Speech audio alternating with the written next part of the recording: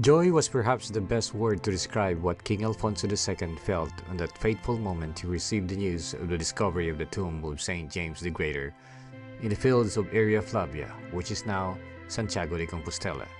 The tomb of Saint James was known and still is known as Locus Sancti Jacobi.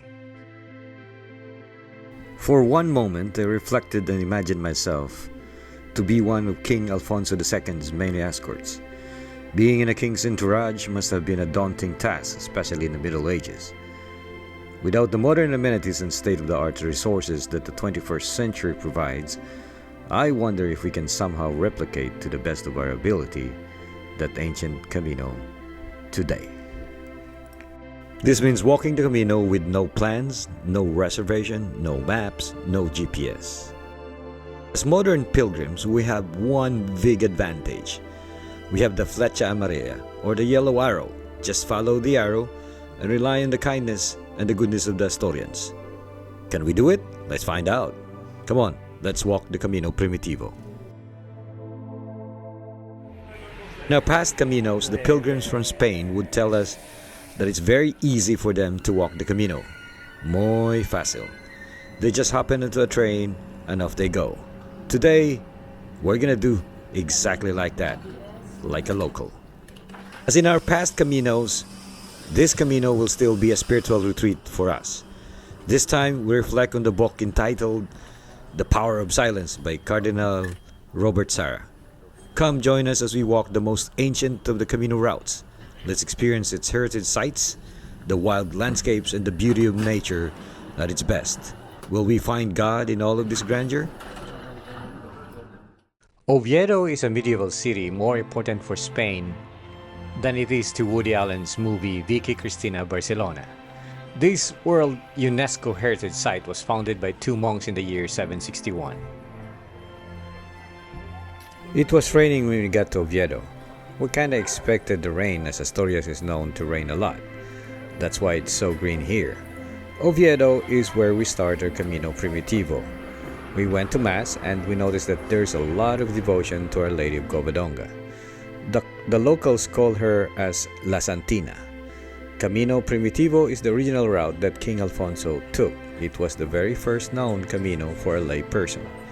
King Alfonso, though, was not the first pilgrim to Santiago.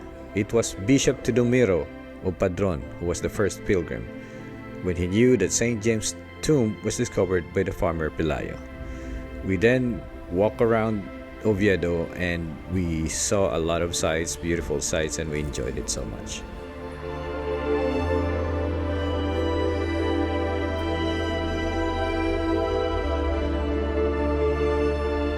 We're going to Estatua di Mafalda. It looks like there's actually a fountain.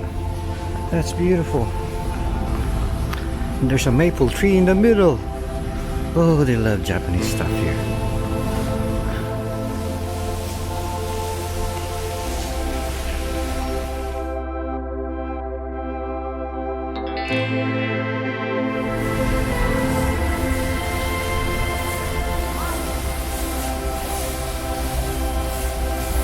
Feeling ako lang sa Pilipinas na.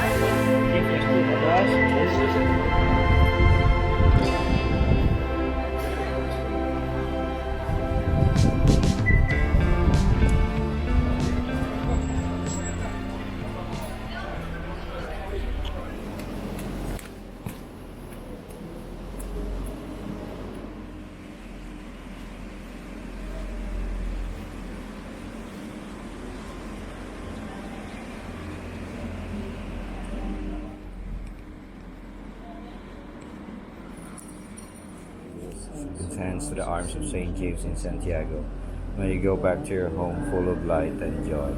Through Jesus Christ our Lord. Amen. There's another one. Prayer of the Pilgrim. Apostle James, chosen among the first, you were the first to drink the cup of the Lord, and you are the great protector of the pilgrims. Make us strong in faith and joyful in hope in our walk of pilgrims following the path of the Christian life. Encourage us to finally reach the glory of God the Father. Amen. Father, Son, Holy Spirit. Amen. Off we begin. King Alfonso. Our Camino Primitivo. Walking the mostly cobblestone streets of Oviedo seems so real. This is the very street where King Alfonso II, otherwise known as the Chase, used to call home. This is where he started his own Camino, or the very first Camino of the lay person. Oviedo is the oldest capital of the modern Spain. It was the capital of the Kingdom of Asturias and still is. This is where the present lineage of the royal line of succession comes from. In fact, the present crown princess of Spain, Leonor, the next in line to the throne to the Kingdom of Spain, has a reference to Asturias as the Princess of Asturias. The Prince or Princess of Asturias is the heir apparent to the Spanish crown. Asturians are proud people because they hold the distinction as the only people or place in Spain that was not conquered by the Moors. This is also the place where Conquista started, the retaking of Spain from the Moor invaders. Walking early in the month of September gives you the impression that it's a busy month for the pilgrims, and restaurants and bars are open early. But we found out that it's not the case in Oviedo. We have to go near the train station to find a bar that's open, that serves our Camino fuel, otherwise known as Café con Leche. Today, Oviedo is recognized as the cleanest city in Spain, and perhaps one of the best places to live in Spain. It's a beautiful but small city nestled in the mountains of Asturias. It's full of history and the home, the Holy Sudarium, the cloth that covered the face of Jesus when he died. I created a video about that when we walked the Camino del Norte in 2021. This is where the tradition of walking to the Cathedral of Santiago started. Wow, back to back.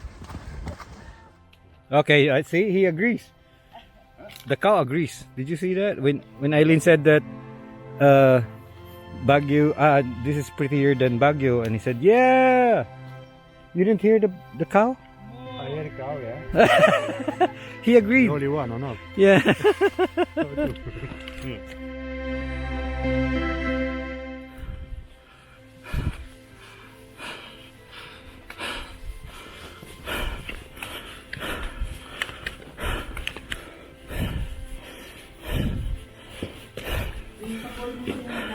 Yes, yeah.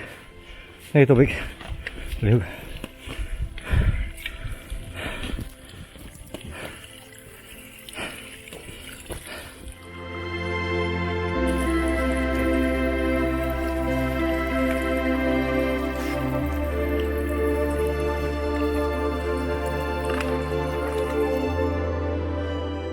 Today we experience the beauty of silence in nature and how God manifested His presence through His creation.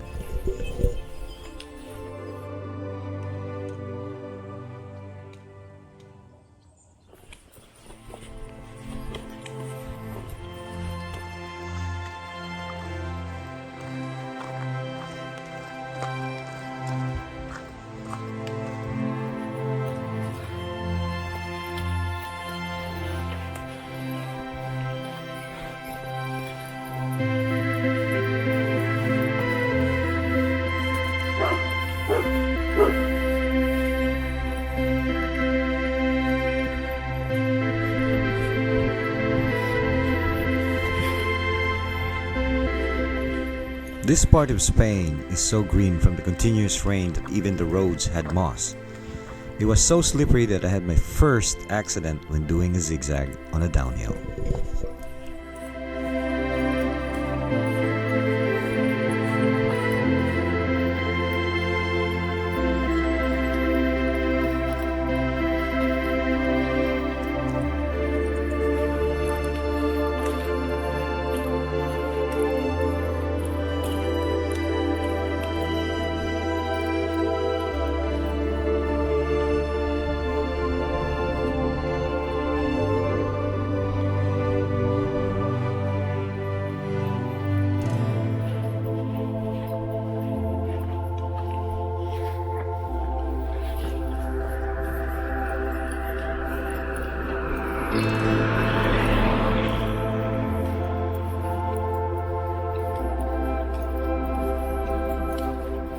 On reaching Grado, we found out one hard and cold truth.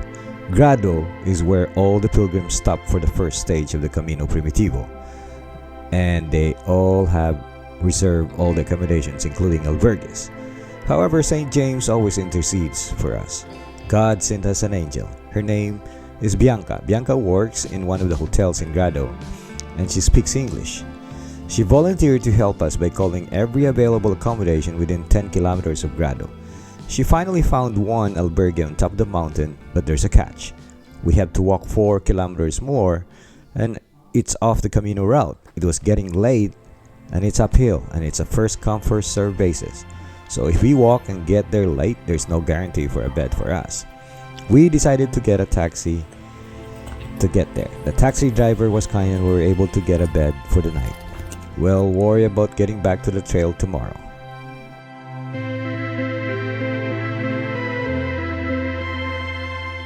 The entourage of King Alfonso the Chase would not have a problem with accommodation, as they would just set up tents.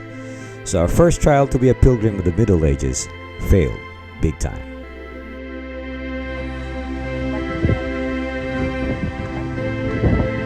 I know.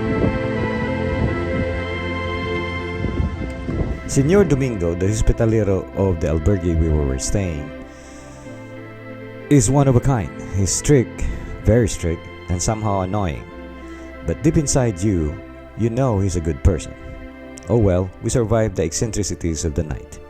We met a lot of people in the albergue with their own stories on how they end up in the Camino. Okay, we're leaving. Second day. Everything's closed right there.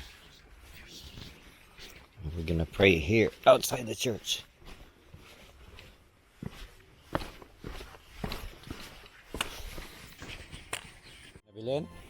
We were the last ones to leave the albergue of Mr. Domingo, and we have a good reason to do so. We'll break up the stages and not follow Grons' stages. Plus, we have a surprise on our target stop of the day. Meanwhile, we have to go back for about a mile to the Camino route, as this albergue is off-route.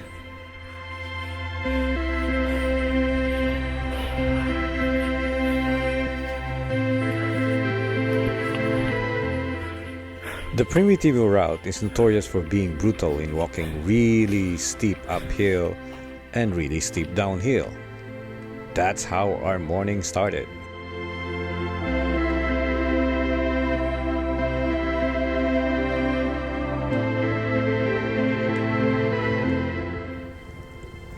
Walking in silence allowed me to reflect on how God enters my innermost being. I realized that it is in silence that I get to experience God in nature.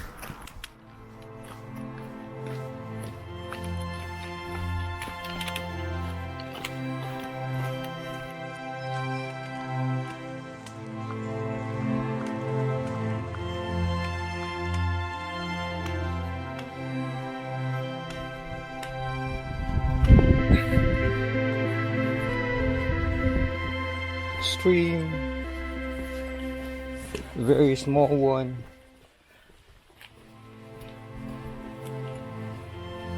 Ruta de Piedras y Aguas.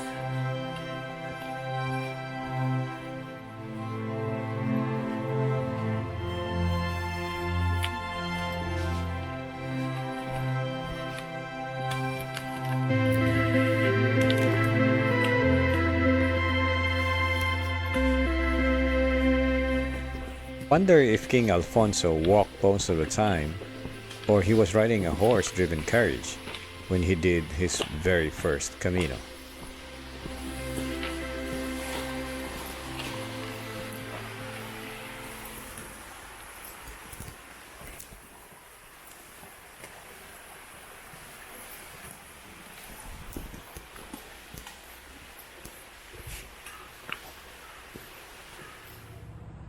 That part is very, very scary because it's too high and it's very slippery and the stones are slippery. Saint Eulalia. Hola. Good place to rest. Yes, sit down, please. You're good. Good guys, you know how to find a spot.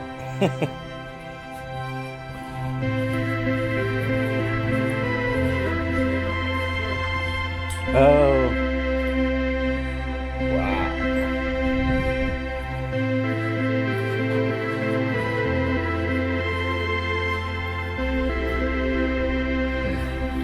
That's good.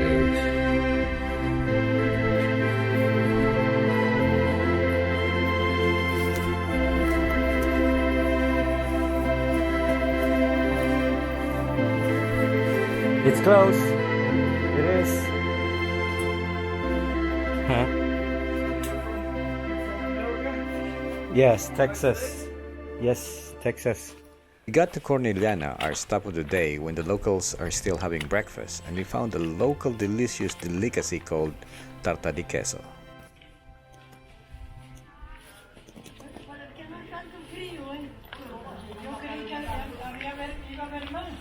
It's a 1,000-year-old monastery.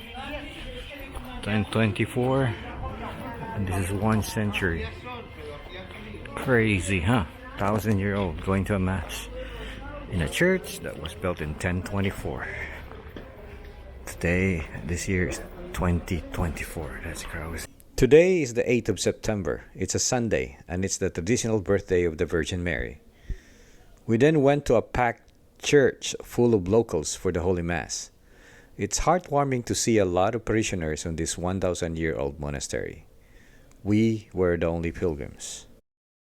Afterwards, we bought lunch from a local grocery store before they closed for siesta and just sat down in front of the historic El Monasterio de San Salvador de Cornellana. The albergue, which was part of the monastery before the monks abandoned it, was still closed. But let me tell you the story of this amazing place who happens to celebrate its 1,000-year-old anniversary of its foundation this year in 2024. And we are here. It's amazing. In 1024, Infanta Cristina, daughter of the King Bermudo II of Leon, founded the monastery by donating property and a church together with her husband Ordonio Ramirez. The monastery was handed over to the Cluny order, which is a reformed order of the Benedictines, and then was transferred to the main Benedictine order in the 14th century. In early 19th century, it was handed over to the local diocese. Now the cloisters are used as albergues for the pilgrims like us. Our stay here is amazing as the rooms are very spacious. The caretakers are wonderful and caring people.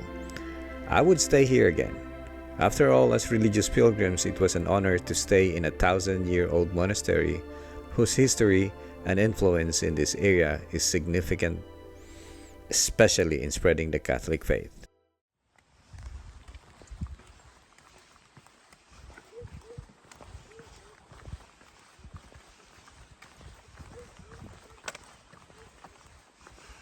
We were greeted with a hard climb behind the monastery, which is a sign what's gonna happen for the rest of the day. Sobrera, first town out of Cornellana. Forgot this place where we've been yesterday.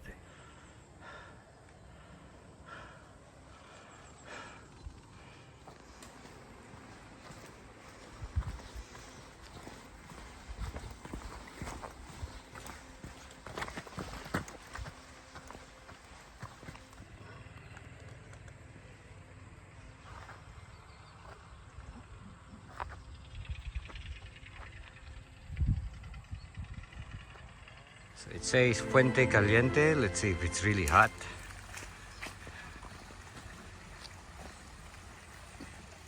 Touch it. No? Frio. Muy frío, not caliente. Alright, whatever.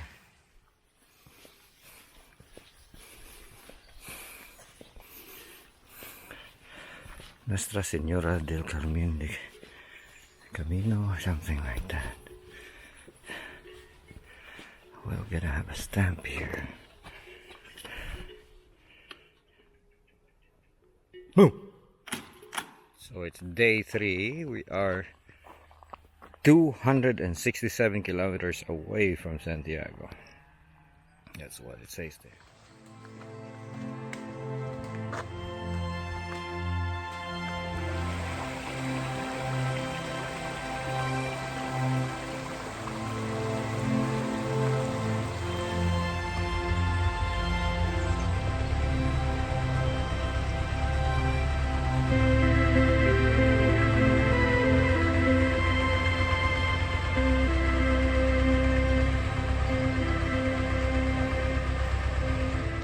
Downhill, approaching Salas.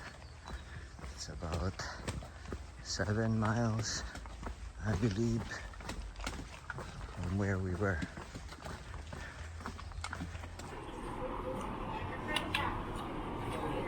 That's a long time ago. And this one, Iglesia Parroquial.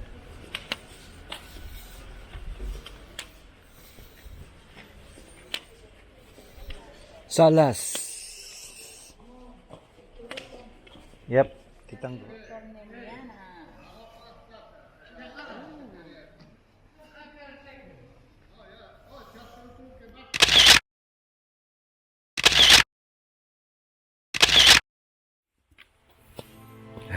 uphill again. Pretty bad. Coming from there. Walking up on these mountains allows you to realize that the mountains becomes the means of listening to God in silence. In spite and despite of this very steep climb on these mountains after Salas, called Ruta de las Maravillas de Salas by the locals, one is immersed in the realization that walking through the sound of rushing waters of a nearby waterfalls and under the canopy of the forest gently envelopes a sense of solitude in your soul. So coming out of Salas over here was probably 95% climb. It was uphill. It was brutal. It's on the forest. And the scary part is you have to have water coming out of Salas. So bear that in mind if you want to walk the Camino Primitivo coming out of Salas. You need to have water, agua, mucho agua. Look at this. It's not Albergue, but we're about 2 miles away from our intended stay. King Alfonso must have experienced some hardship despite of his status as king. After all, he was still a pilgrim seeking God's whisper.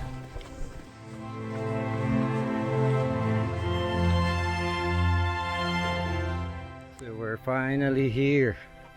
La Espina after 13 miles. Whew. Tough 13 miles. This is welcome to La Espina, one of the busiest town in the whole Asturias. I'm just kidding, I haven't seen a soul yet. Okay, we're going to Dakar. We're praying for a room, hopefully. We stayed in a hotel in La Espina which afforded us a peaceful but simple stay. The meal was sumptuous with a bottle of wine.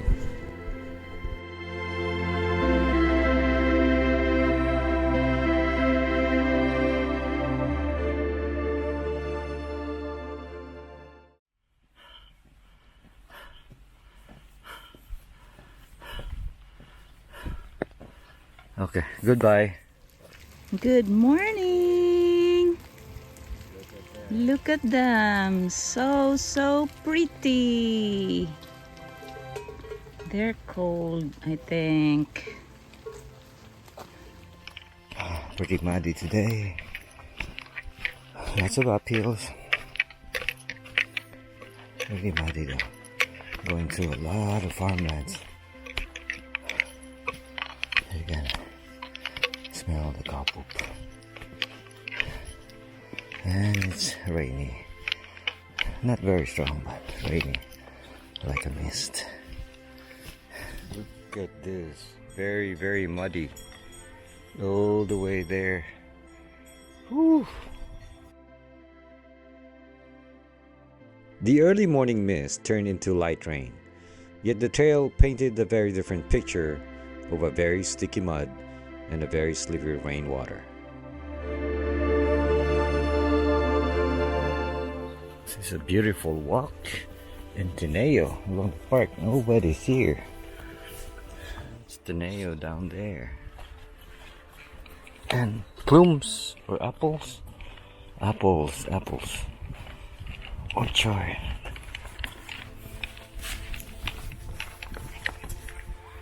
Fuente de San Juan. There's an altar. It's pretty cool. I get water. We all came from somewhere, and most likely than not, that somewhere was noisy and full of turmoil. The complete opposite of the Camino Primitivo. In walking this stage, we were blessed to experience God entering our innermost being when our minds were quiet. I wonder if you happen to be one of King Alfonso's men who accompanied him through this very arduous trek, that if you had time for yourself and be silent, or if you always have to attend to the needs of the very first pilgrimage to Santiago. So apparently we took Hospitalis route by accident. So we added a little bit, not so much, to our walk today. However, you can't really complain with these views. So beautiful, so peaceful. And the longer you walk, the more you understand the cows now. I mean, they're always complaining that they're bored doing the same thing over and over again. So yeah, now we can speak cows. We are in Campiello at last. This is where we're gonna stay for the night. Casa Ricardo, Tienda, Bebedeiro, Servicio. Oh Lord, thank you, Jesus, for keeping us safe.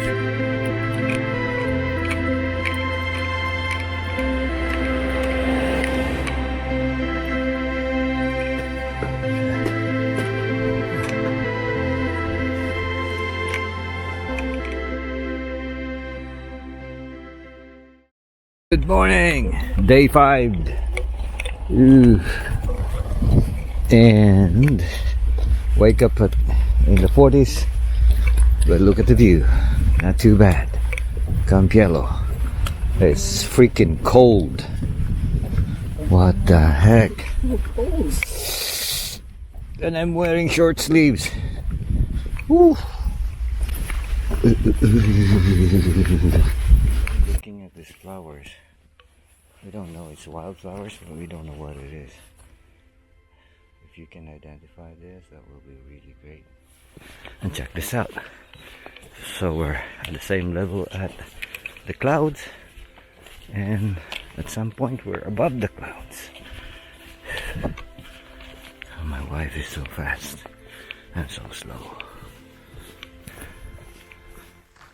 As we climb and descend the trails, I realize that my mind is talking and I'm not giving God a chance to speak.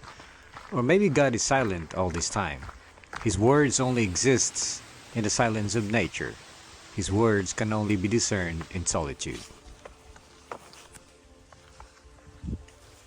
The people of this land 1,000 years ago were different. They were probably scared half of the time, as they were in a constant threat of the invaders. It was probably hard to be silent in thoughts to hear God's voice while walking. Yet the people of ancient Asturias were always fearful of God. They seek His guidance in all aspects of their lives. So it is highly likely that they might seek His voice in silence. Pola de Allande is famous for colonial architecture, otherwise known as Indiano style. A long time ago, the natives of this town immigrated to the Americas and became rich, so they decided to come back and build these beautiful mansions. Our hospitalera, who speaks fluent English, has an interesting story. She is a daughter of a Texan man who was in the military. He went back to Texas and was never seen again. Our albergue was full of very interesting people whom we had fun exchanging stories.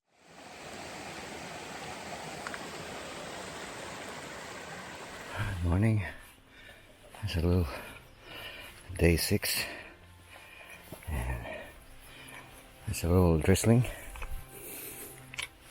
I just sprayed my rosary. And it's all uphill. Today is a special day. It's gonna be a pretty tough climb, as the hospitaleros told us before we left the albergue that there will be no water and food for 18 kilometers, so we need to bring water and food to make it. But nature has other plans. She throws us a curveball. It's raining. However, rain is gonna be the least of our worries.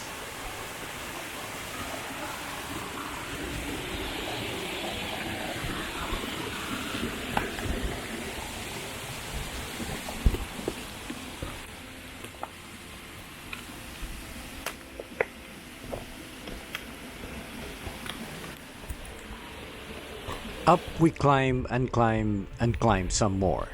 We gained almost 4,000 feet in 6 miles in a pretty bad storm.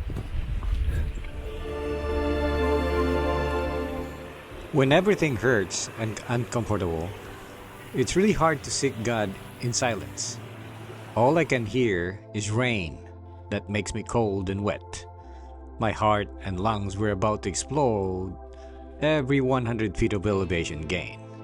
Yet when I stop and take a break and seek God in all of this, I can feel His presence, even in the most difficult of situations, like this. After all, His love is everlasting.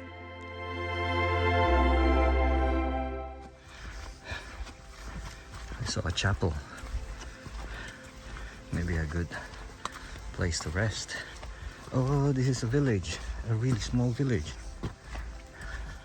So this is crazy. One of the cows just rushed Jan. It was scary. And there's another dude, big one, and there's more of them.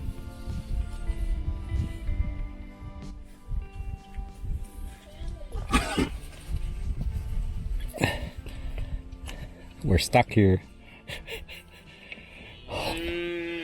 There's a big family there.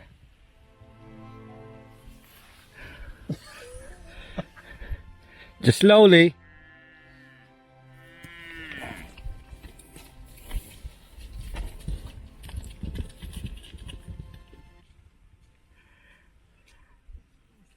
He's lucky that he's alive. Oop, careful. It doesn't help that you're wearing red.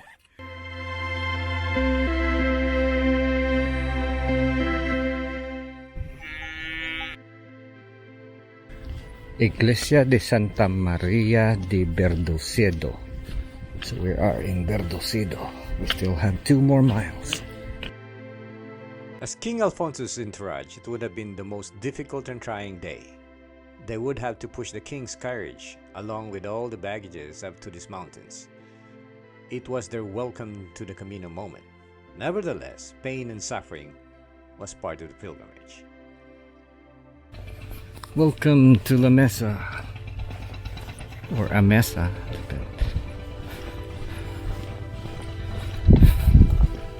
It's the church, small one, typical of Asturian church, made of stones, bricks. Looks really old.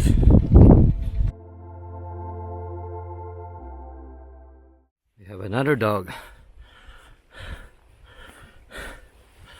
Goodbye, Pero. 7th day. First thing to do is go up. Up. Yesterday was the worst day so far in our Camino. It was a pretty tough climb and there was no bars until we're about 2 miles from our destination. The good thing was our albergue in Mesa was pretty decent, but crowded as it was the only accommodation in town. Our morning was greeted by a hard climb, and I'm beginning to worry that it might be a sign of what's coming for the rest of the day.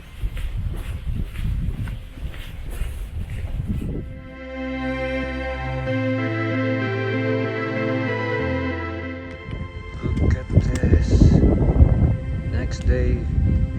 So beautiful. A walk like no other. Kinsay guwapo? Audrey's daddy. Happy Friday, everyone!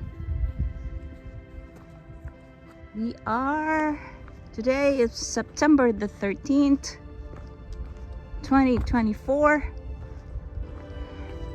We are about 1 week in our Camino. We are doing the Camino Primitivo. We are approaching Grandas de Salime.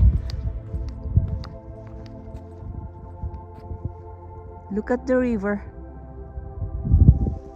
As it turned out, today is a complete opposite of what we had yesterday. The beauty of this stage is only surpassed by its tranquility and silence. God's silence in nature seems to invite us to soak in silence the beauty of His creation.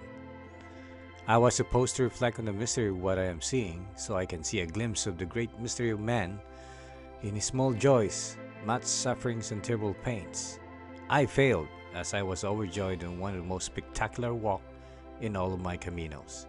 I could not contain and keep expressing that joy. So we're walking towards the dam, but look at those structures there. Can someone tell me what are those? Those are like cylindrical stuff. Are those remnants of military stuff? And why on this part? Crazy. The gorge is too deep. Look at this. Very, very deep. Look at that. Mirador sobre el Santo de Salime, 1955. Oops.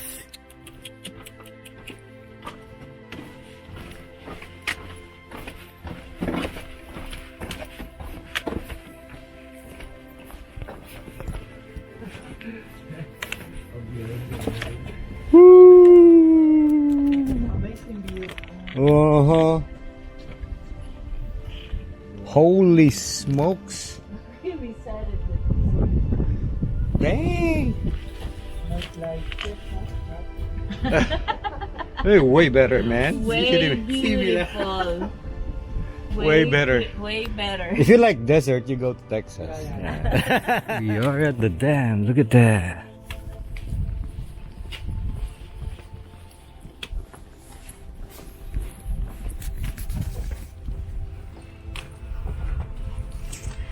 That's where we came, all the way up there. Pilgrims of old were probably a lot tougher than most of the modern pilgrims, but I believe they soak in the glory of His creation too. I just don't know what time of the year did King Alfonso II walk. So we are here taking a break in this beautiful chateau with all the pilgrims. Came all the way to the top. You see the ridge line? The ridge line, yes, that's where we came from. All the way dropped here and went all the way to that dam and then go up again. See the other pilgrims coming up here. And this is the only place we're going to take a break. That's beautiful.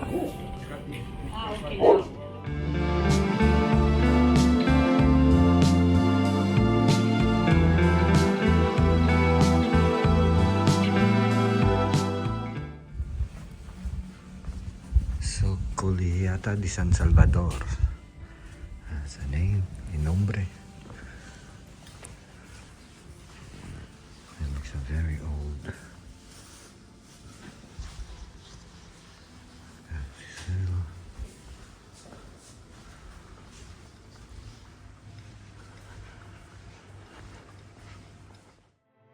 We capped our day with a pleasant surprise. We discovered the hidden gem of this Camino route, the Ethnographic Museum of Grandas de Salime, Pipi El Ferrero.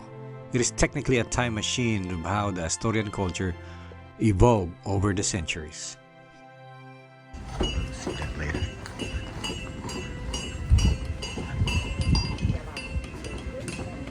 Ooh.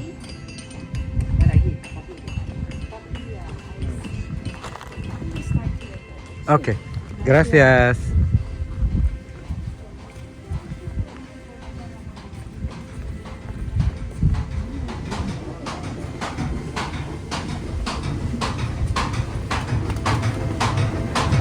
This is their culture of weaving.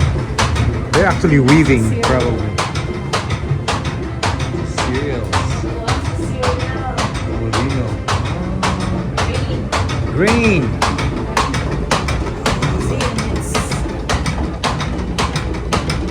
Manual right here.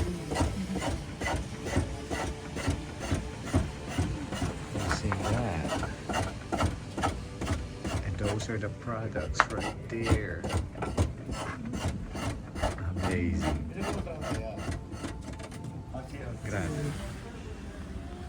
This is for bread, and then that one is for Grains. So this is where they put the grains. Vanilla. So they store it up here and then they process it. Ah, this is so cool. Look at this.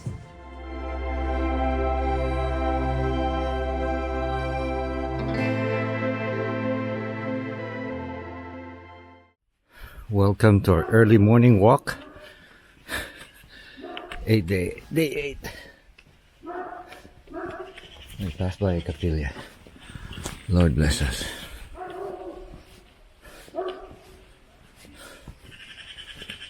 We started the day walking with our fellow Texans. They have been walking the Del Norte and decided to diverge to Camino Primitivo, so they stitched two of the toughest routes in the Camino. That shows how tough these Texans are.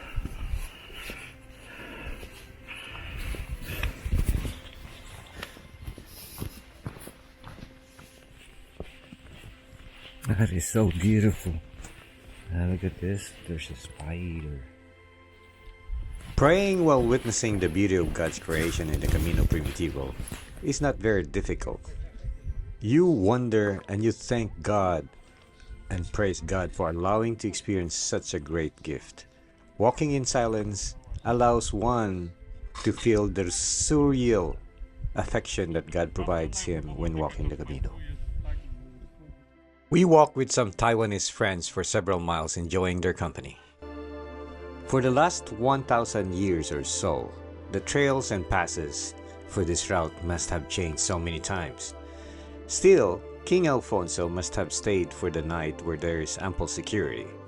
It is crazy to think, though, that he had to climb 1,300 feet in half a mile to Fonsagrada, because that's what we did. On the other hand, the 360 degrees vantage view in Fonsagrada must have provided really good security for the only Christian king in the Iberian Peninsula at the time.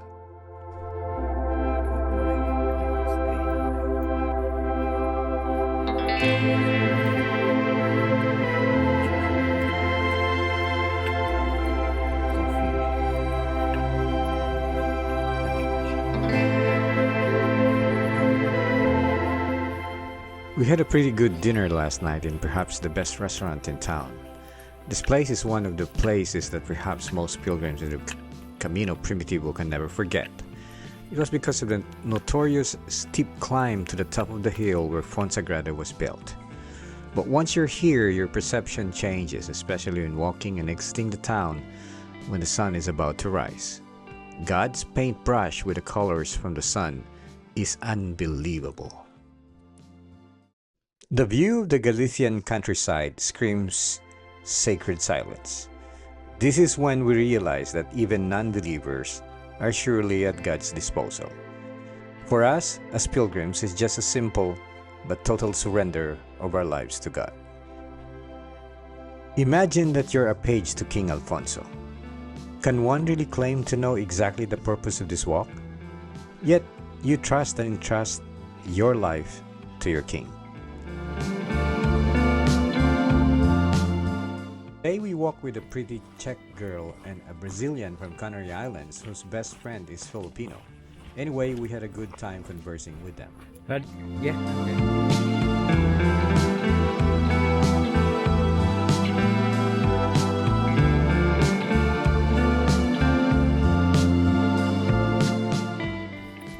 We finally got to Cavado O Cadavo.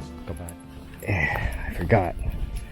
That's our albergue, San Mateo.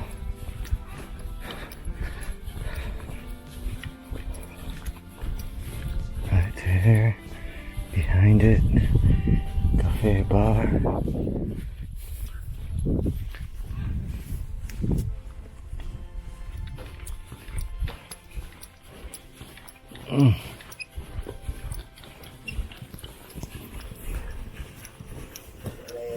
We ended the day having dinner with our Dutch friends. I don't remember much, but all I remember is that they like the local wine so much. After walking across the mountains of Asturias, stepping on a pretty flat and even terrain seems weird, but when we realized that this stage is supposed to be a 19-miler to Lugo, we understood.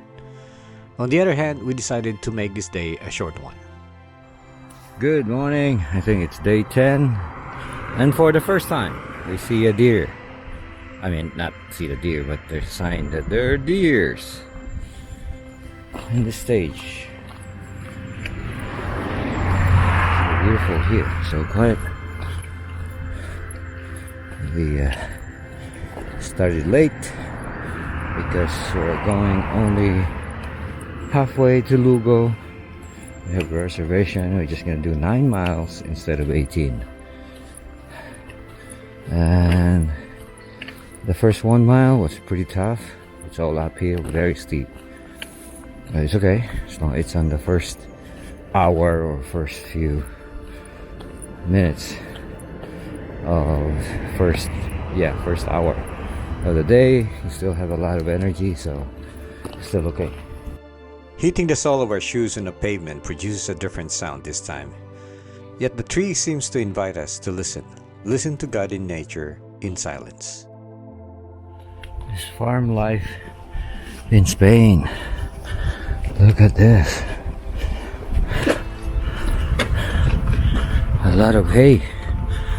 Probably selling them, some of them. Look at the farm. Cows, cattle, and hay.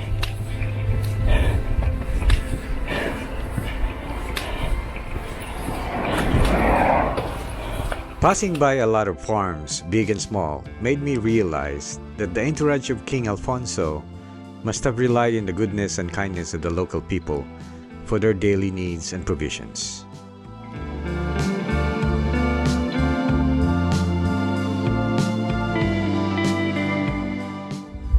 Vilar de Cas, day 10, we're here.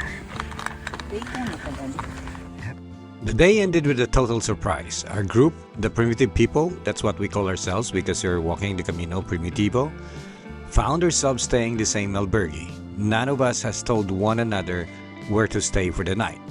And get this, only the 6 of us are staying in this beautiful place. So we have it to ourselves.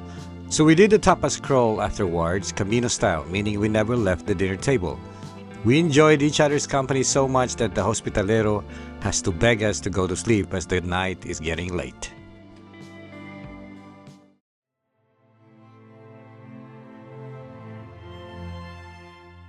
During breakfast, everyone seems to agree that the German shepherd who guarded this property was so noisy, howling the whole night. It was disturbing our sleep, so we asked the hospitalero why. He said it was because there were wolves who were getting close and they're trying to make a midnight snack out of the livestock in the farm behind the albergue. We were like, wolves in Spain? What the...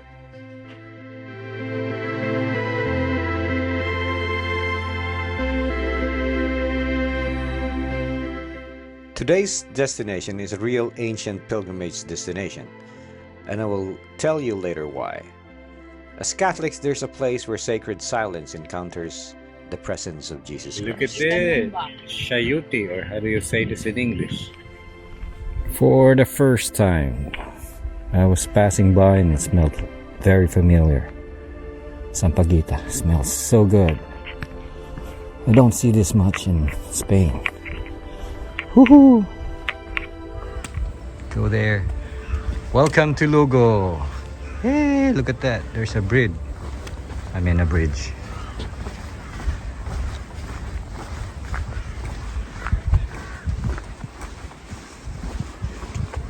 Upon reaching Lugo, I can see why King Alfonso stopped here, but I don't know for sure if he did.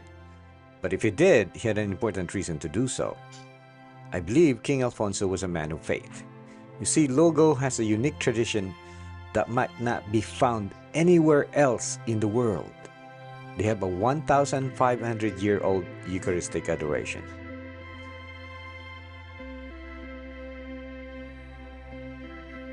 St. Mary's Cathedral, popularly known as Lugo Cathedral, started as a simple church in 755 and became a cathedral in the 12th century.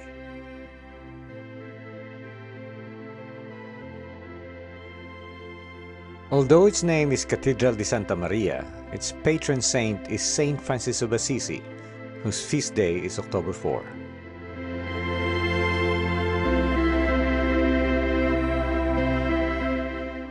Lugo is more than 2,000 years old. When Christianity spread to this part of the Roman Empire in the 1st century, the faithful started building churches. In 1615, Lugo's Bishop Lopez Gallo discovered in his research the origin of the ongoing observance of the perpetual adoration in his cathedral. It was due to a papal privilege that was bestowed upon the people of Lugo to have a perpetual adoration during the reign of Suevian King Teodomiro, who converted to Catholicism in the year 550, making it perhaps the oldest perpetual adoration in the world.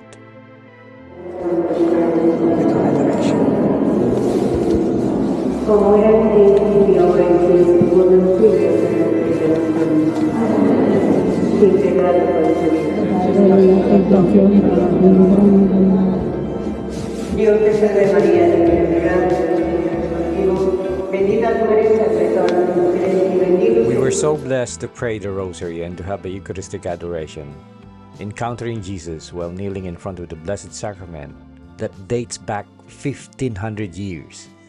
This is why Lugo is also known as Lugo Ciudad del Sacramento.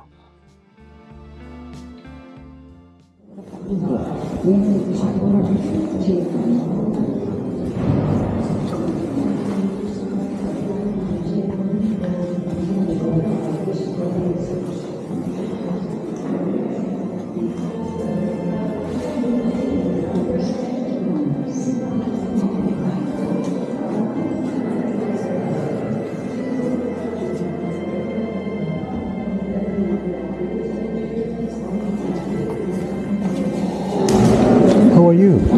Better than yesterday. Oh. Gracias. Muchas gracias. Salida. Vamos.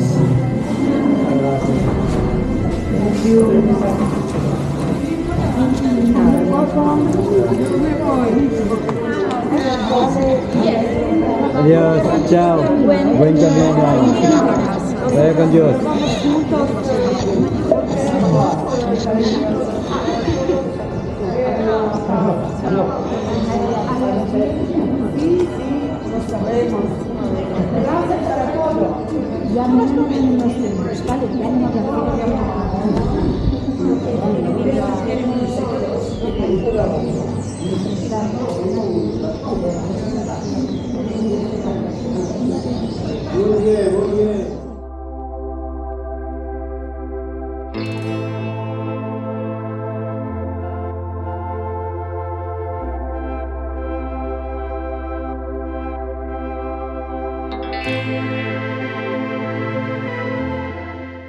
For the last time, we said goodbye to our Croatian friends Nina and Emilia, who's gonna continue the walk the next day, while we spend another day in Lugo to rest.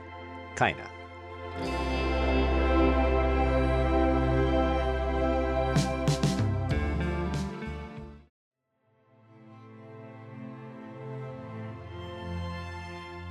Today is the day of rest.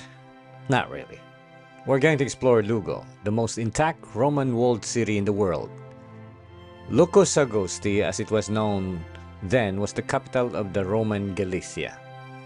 The wall is 2 kilometers long that hugs the old city. It was built in the 3rd century AD, rising between the height of 8 meters up to 15 meters high. It was built to protect the Romans from the external and internal threat. But it took a Germanic Suebi tribe to breach the wall. The Visigoths and the Moors took its turn in capturing this city until King Alfonso I of Aragon and Navarre took it back.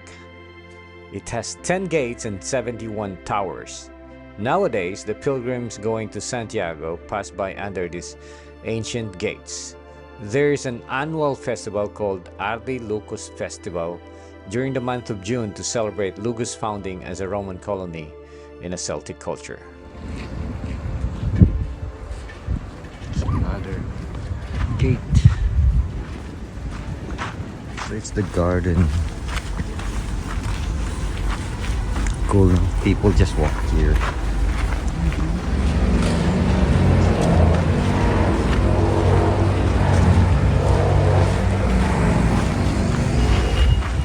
So this whole wall is 2,000 years old.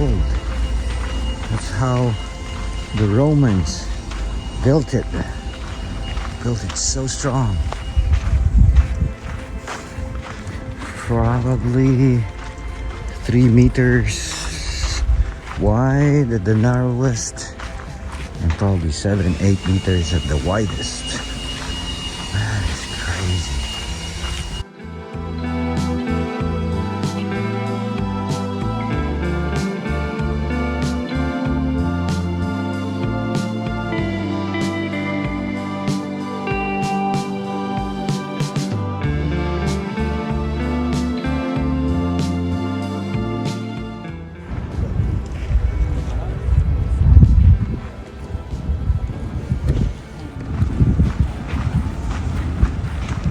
Oh, this is a nice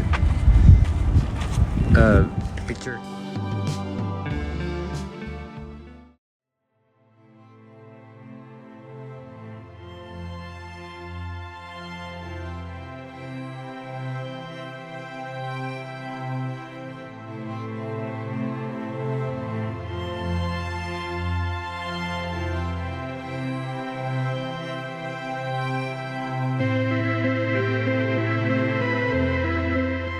Check this out.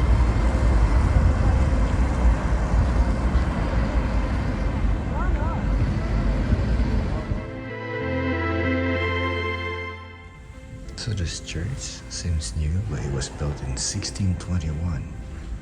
That's crazy.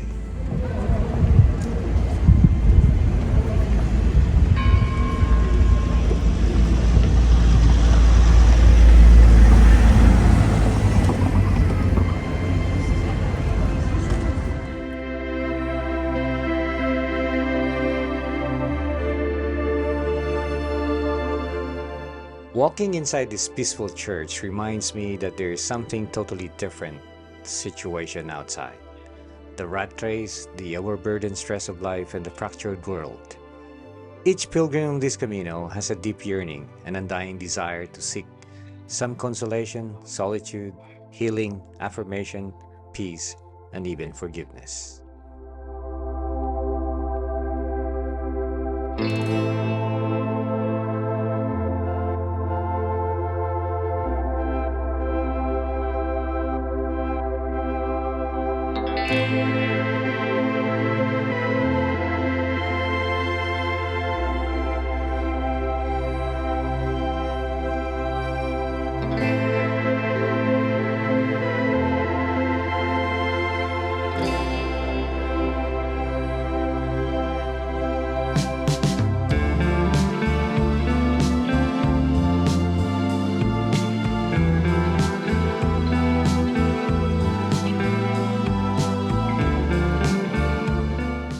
I grew up in a parish called San Nicolas de Tolentino, run by the Augustinian Recollects.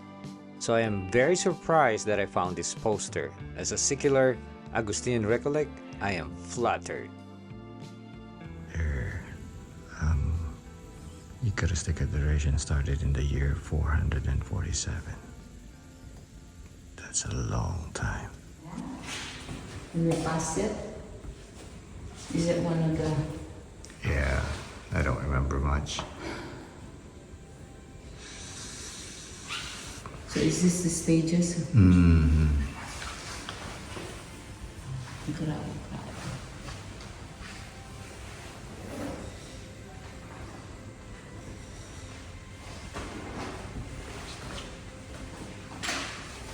I remember this. That's where everyone stopped.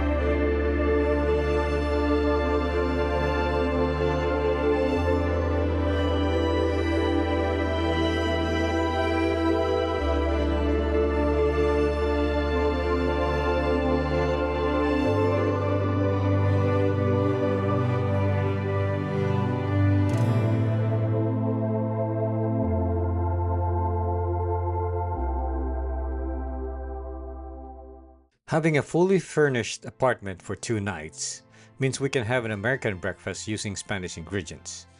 The Camino runs across the whole old town of Lugo, meaning we have to enter one of the Roman gates and walk all the way to the cathedral and walk out of another ancient gate.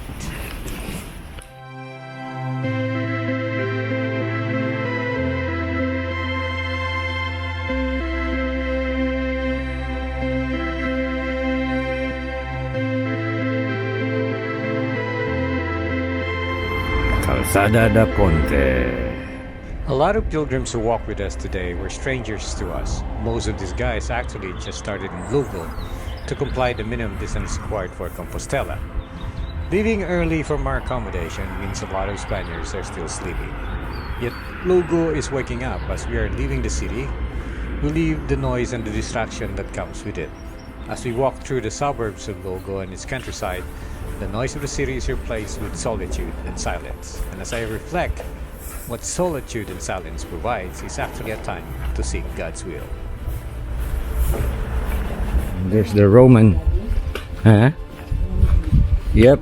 This is the 1st century bridge.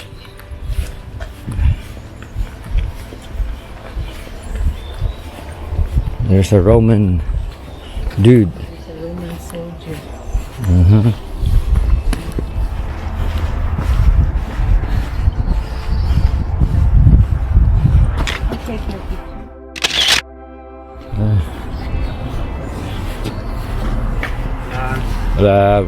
Buen Camino.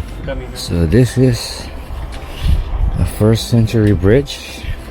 The foundation, the structure is still, it has been renovated or restructured twice, but technically speaking, we're walking on a bridge that is 2,000 years old. How cool is that?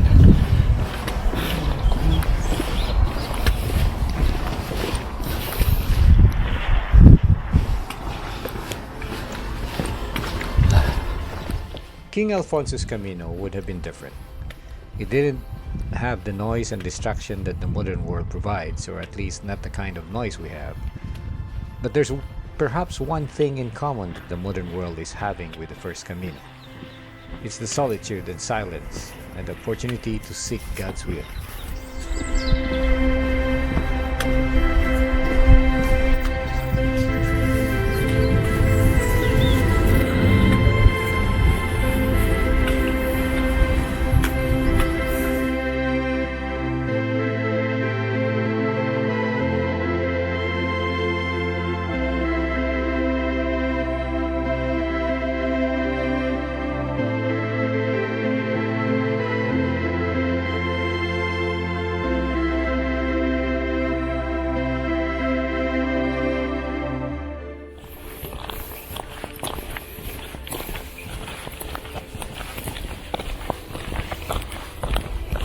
Goodbye, Puyo.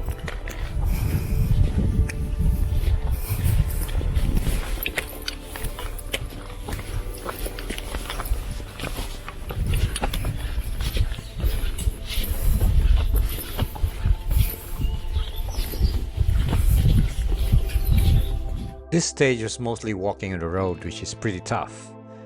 There was only one place where everyone took a break. It was just a bunch of vending machines, but the good thing is, it has a bathroom. Our day ended with a surprise company over a really good white wine.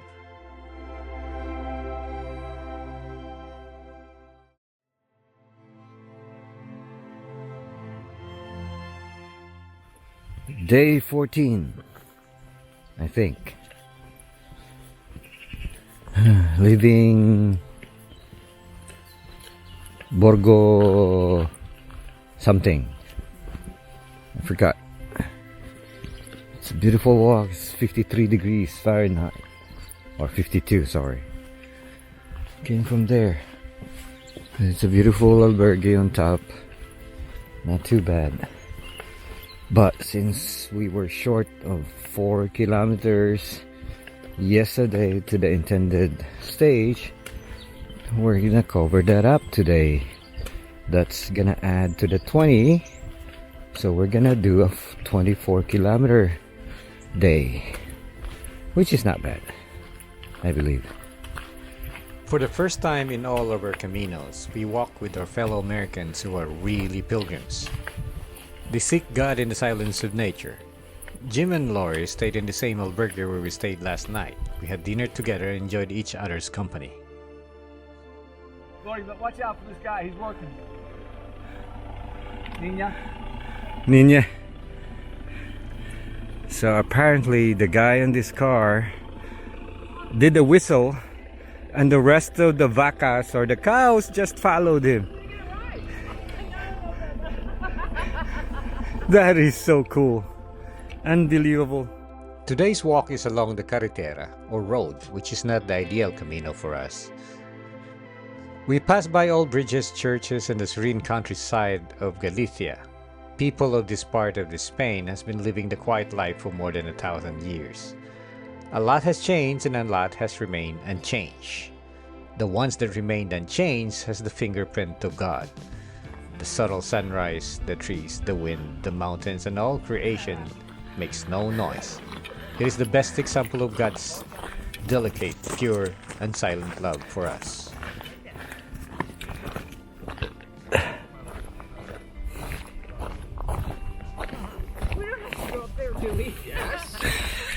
Don't say that, please.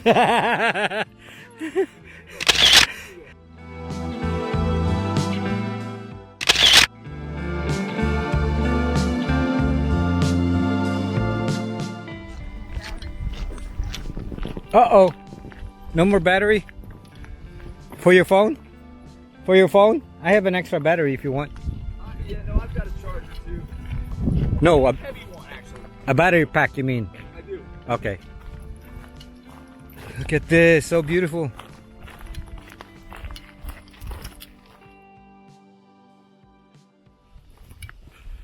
Look at that, traffic jam, cows. Our stop for today is Melide. Melide might not have existed during the time of King Alfonso the Chaste, but the impact of the Galician countryside might have some effect on the first Camino. Perhaps it was the rain, the small villages, or even the mountains that manifested God's unending promise of unending love. Melide is famous for pulpo, the famous Galician octopus dish. But when we asked a local where they usually eat pulpo with their family in Melide, she said, "I will not go to Melide for pulpo." Oops. Some say Melide was founded in the 10th century because this is where Camino Frances and Camino Primitivo converges. The economic impact is hard to ignore. In the albergue where we stayed spells that clearly as it was full of pilgrims. The number of pilgrims walking the Camino has increased 10 times compared to the Primitivo pilgrims. Walking out of Melide reminded us of that reality when a stream of pilgrims are walking like a flood, or as what our German friends call the new Autobahn. Oh, look at this. So, according to our friend Manfred, the German guy said the new Autobahn has been transferred to Spain, and it looks like this. Very funny. just a little tip. When leaving Melide, when coming from Primitivo, just about under 2 miles, you will see a split on the trail. One going to the right, one going to the left. The right is the most popular because it's only 1.9 kilometer. But the left is 2.1 kilometer, a matter of 2.2. But as I can see, everyone goes to the right. So my suggestion, you go to the left and you see this. Nobody's here, and at least you have a respite from the autobahn of people using or doing the Camino Frances. It's beautiful. Not a soul. Or there were a couple earlier, but they were gone. Just the two of us. Just a tip. Just a tip. Alright, day 15. Out. Interior silence that some of us seek when we walk the Camino is best attained in solitude. The quest for God in our hearts is only revealed when we can quiet our minds and hearts. The modern pilgrims know that they are getting closer to Santiago because of the number of bars and restaurants catering to the pilgrims. King Alfonso's entourage doesn't have that luxury. They probably rely on bread and perhaps some of the cured meat like a jerky to sustain the walk. We were glad to find alternate routes on this stage, which I would highly recommend if you want a more quiet walk. Perhaps the summit of our Camino is when we started walking out of Arzua. Arzua is the traditional stop for most pilgrims of the day. We were not able to book an accommodation in Arzua, but we were able to do so 5 miles away. It was God's will. As we climbed through the forested hills west of Arzua, we noticed an old lady walking in front of us. We tried to catch up as clearly she was having a hard time with the heavy groceries she was carrying. We finally did, and I volunteered to help to carry her grocery, for which she was happy to allow me to do so. Maria del Carmen, who is in her mid-70s, said she goes for grocery in town 3 to 4 times a week, and sometimes if she has money, she would get a taxi. But today she has to walk the 3 miles back to her home, traversing these brutal hills. Her groceries of potatoes and everything in between is probably at least 20 pounds, as it was heavier than my backpack. For more than 2 miles we talked in my terrible Spanish, and we found out that the grocery is for her to cook food for the pilgrims that could not afford it. That struck me like a lightning bolt. She would actually do this to complete strangers. Then it dawned on me that locals has been doing this for more than 1,000 years. Locals like Maria del Carmen is the perfect example why the Camino still exists. Her kindness and generosity is the engine that keeps us pilgrims going.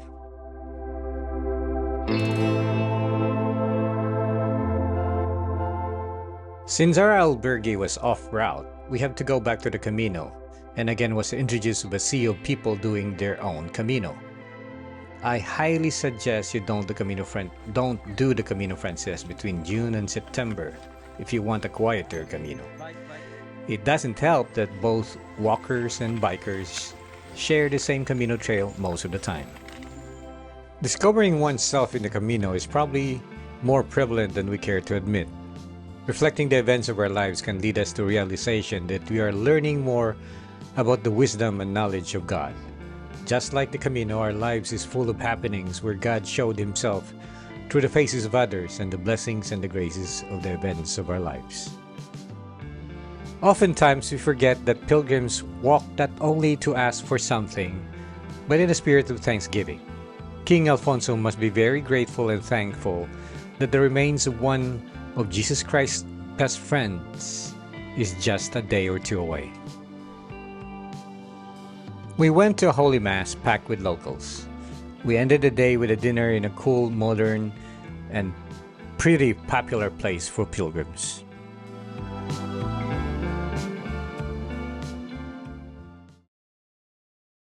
As we left our nice accommodation in O Pedrouzo, a bus was waiting for us to take us to Santiago. so we just obliged and give up in our last day in the Camino. Heck no, that would be weird.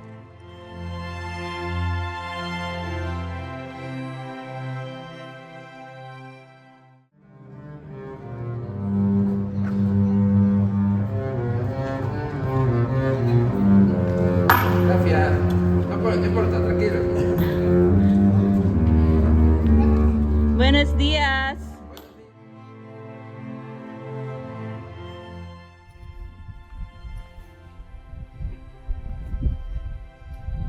Juan Pablo II Peregrino in Santiago de Compostela. Okay, Daddy. So he was the guy who actually started the new revolution in walking of in Santiago, the Camino. So he was the sole responsible person of reviving the interest in the Camino. Camino Cantábrico, Portugal.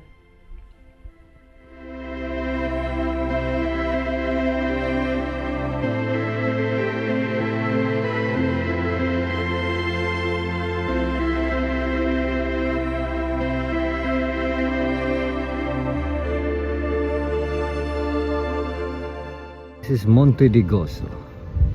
So this place is the place where the first World Youth Day was held by a man, by a pope, by a certain man named Saint John Paul II. So he was the sole responsible person who revived the Camino, because after that the Camino just went wild. So we stayed here in 2017 and 2014. Straight. Statue of Magneto here. Check this out.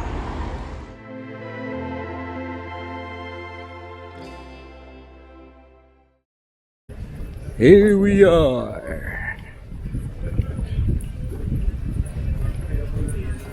Camino Primitivo hecho.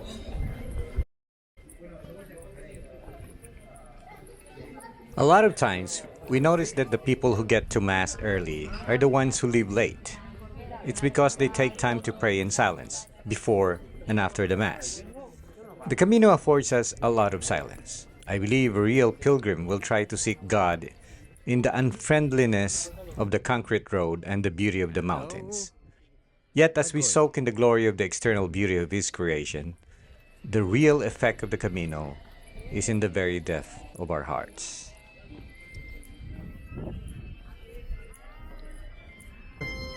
Yang schedule bro.